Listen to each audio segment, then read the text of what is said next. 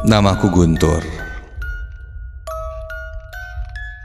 Aku adalah salah satu karyawan swasta di perusahaan yang ada di kota Bandung. Bisa dibilang aku senang sekali menekuni beberapa pekerjaan. Salah satunya adalah membuat sebuah konten horor bersama teman-temanku. Dan malam ini aku akan menceritakan pengalaman yang mungkin bisa membuat kamu lebih berpikir sebelum melakukan apa yang akan kamu lakukan.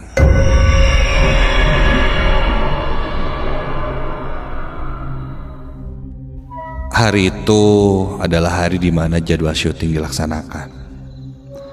Seperti biasa, karena aku adalah salah satu tim membuat video konten horor, aku pun harus menerima jika syuting dilakukan malam hari dan mengharuskanku pulang malam. Singkat cerita, malam pun tiba. Setelah menyiapkan semua perlengkapan untuk syuting, aku pun berangkat ke lokasi syuting yang ada di sekitaran Dago. Tak jauh dari kantorku yang berada di daerah Setiabudi, Bandung. Malam itu,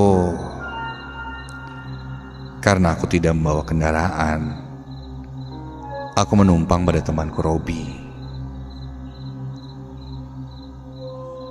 Dia menggunakan motor dan memboncengku dari kantorku di Setiabudi menuju Dago.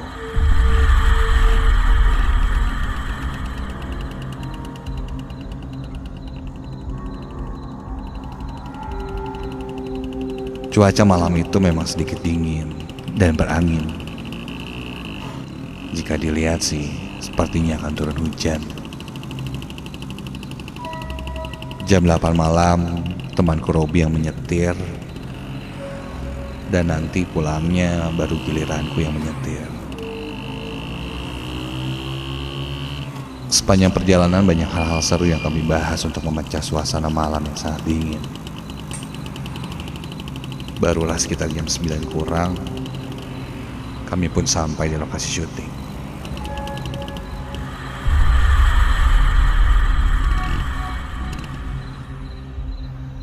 Kulihat tim lainnya sudah berkumpul dan menunggu, dan ada beberapa yang masih di jalan.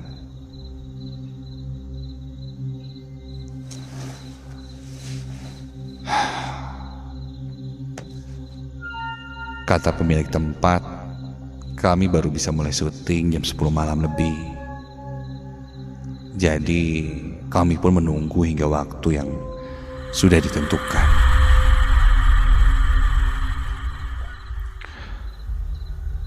Sambil menunggu, aku dan tim yang lainnya mulai mengeset alat untuk syuting nanti. Mulai dari kamera, lighting, audio, semua kami siapkan. Sampai setelah semua talent tiba, syuting pun dimulai. Sebelum syuting dilaksanakan, seperti biasa kami berdoa bersama agar tidak terjadi apa-apa nantinya. Syuting pun dimulai tepat jam 10 malam. Lokasi syuting kami saat ini bisa dibilang sangatlah luas. Masih banyak pepohonan rindang dan lahan kosong yang berjajar. Konon katanya, di sana terdapat satu rumah yang tidak diisi cukup lama. Orang-orang bilang sih sudah tidak diisi hampir 12 tahun. Mendapat informasi itu, kami pun semakin termotivasi untuk mengeksplor misteri di rumah itu. Dan benar saja, menurut temanku yang memang bisa melihat, katanya di daerah sana banyak dihuni oleh pocong.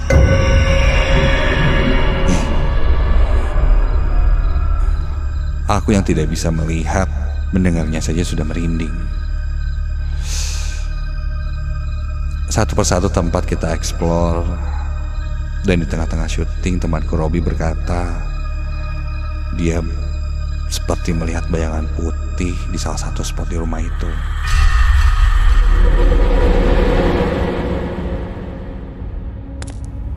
Namun ketika aku coba terangi dengan lampu, kulihat tidak ada apa-apa di sana.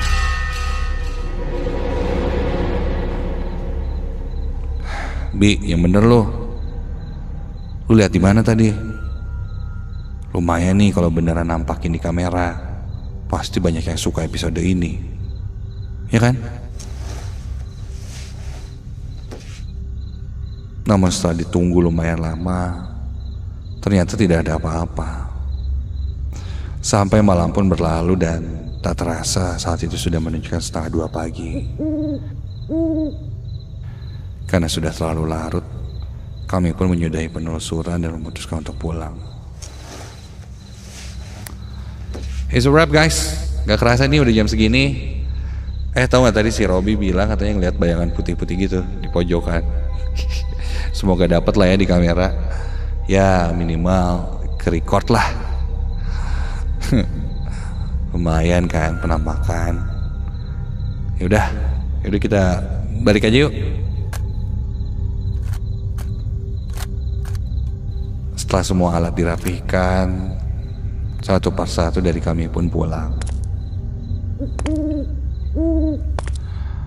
Aku pulang bersama Robi, karena kebetulan kosanku dan Robi memang searah, tidak terlalu jauh.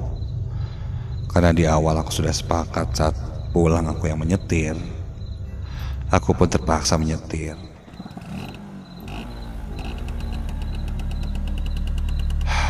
Cukup menyesal.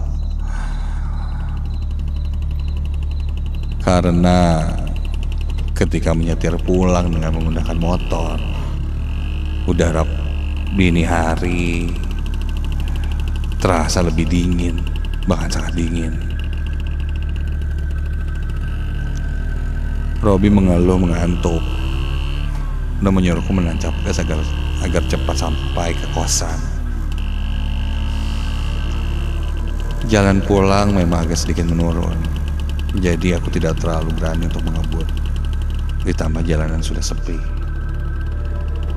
Sampai kami pun melewati daerah Jalan Siliwangi yang sangat gelap ketika itu.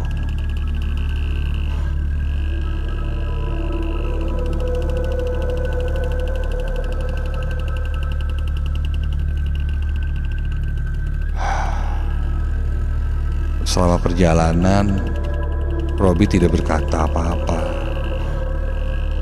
Lebih diam dari sebelumnya. Muncul perasaan takut. Dan ketika aku lihat ke arah spion untuk memastikan Robi tidak tidur, ternyata kulihat Robi tertidur ketika aku bonceng. Dan badannya sudah mulai condong dan membuat motor ini oleng. Bi, jangan tidur loh. Waduh, mana sih? Oleng nih motor, untung kagak jatuh loh. Bangun.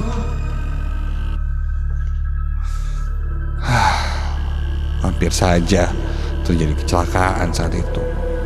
Bisa-bisanya Robi tidur di perjalanan.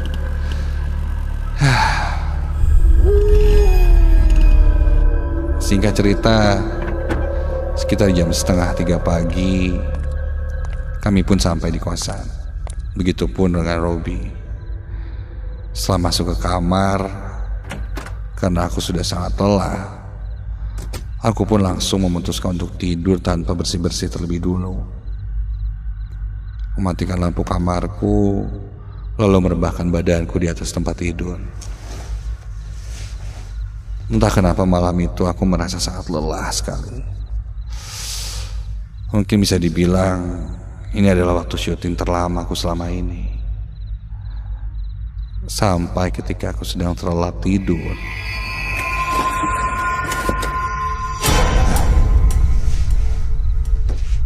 Aku terbangun karena mendengar suara seperti benda bergerak. Ya, apa sih itu? Dan ketika aku buka mata, astaga, aku lihat bingkai foto yang ada di tembok kamarku itu bergerak dengan sendirinya. Aku coba fokus untuk melihat, namun karena aku tidak memakai kacamata, penglihatanku agak sedikit kabur. Tapi samar kulihat pas foto itu memang bergerak. Awalnya mengayun dari kiri ke kanan, dan lama-kelamaan bergerak sangat cepat sampai berputar-putar di dinding.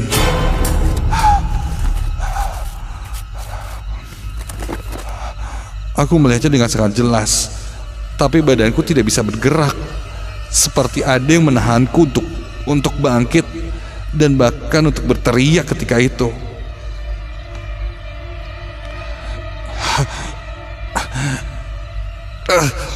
Lama-kelamaan pas foto itu bergerak semakin cepat berputar di tembok. Aku coba sekuat tenaga untuk berontak, menggerakkan badanku sampai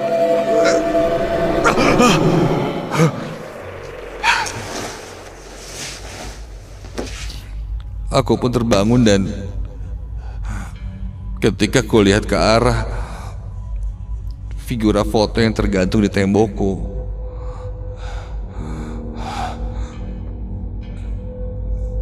figura itu sudah berhenti berputar, namun memang ada sedikit pergerakan.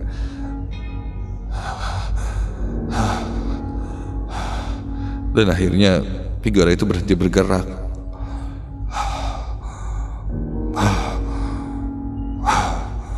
Aku terdiam. Sepertinya mungkin aku mengalami erep-erep atau entahlah. Aku coba berpikir positif. Mungkin akibat terlalu capek hingga akhirnya terjadi hal-hal seperti ini.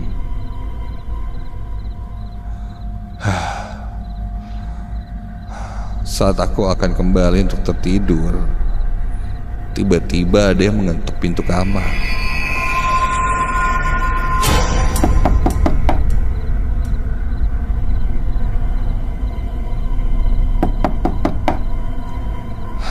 Ya, siapa? Ya, siapa ya? Ketukan itu berhenti. Aku pun beranjak ke arah pintu.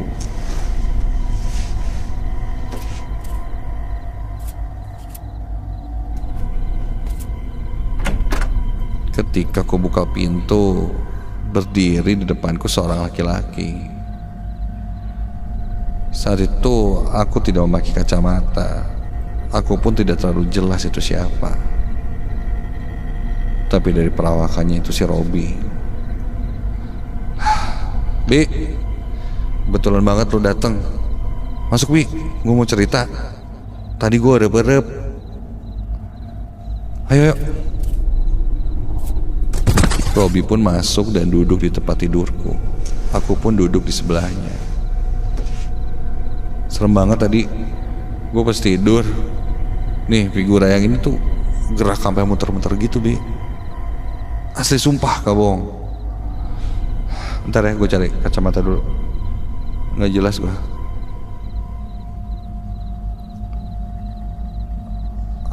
Aku pun mengambil kacamata yang ku simpan di meja dekat tempat tidur agar penglihatanku lebih jelas.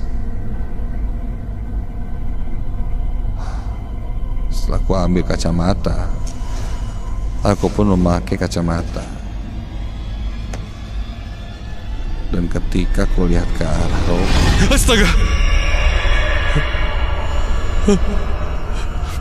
yang duduk di sebelahku itu bukan Robi. Ketika jelas terlihat dengan kacamataku, yang duduk di sebelahku itu sekarang sesosok pocong yang terbalut kain kafan lusuh dengan wajah yang hitam seperti terbakar. Matanya melirik ke arahku sambil tersenyum. Sosok itu melenggak-lenggokkan kepalanya sambil melirik ke arahku dan tersenyum menyeramkan.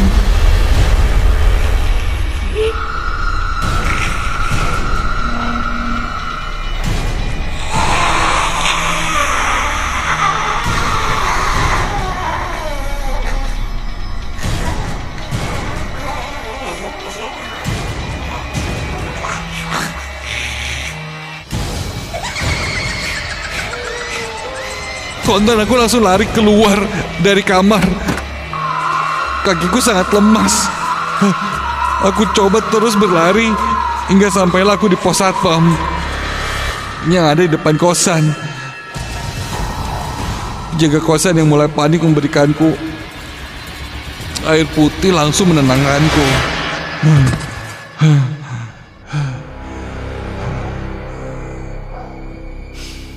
Dan malam itu pun aku tidak kembali lagi tidur di kamar. Sampai azan subuh, barulah aku berani masuk kembali ke kamar. Keesokan harinya aku pun menceritakan kejadian semalam pada teman-temanku. Dan setelah aku ceritakan, ternyata beberapa temanku pun mengalami kejadian yang sama. Salah satunya Robi, yang katanya didatangi sosok pocong di dalam mimpinya.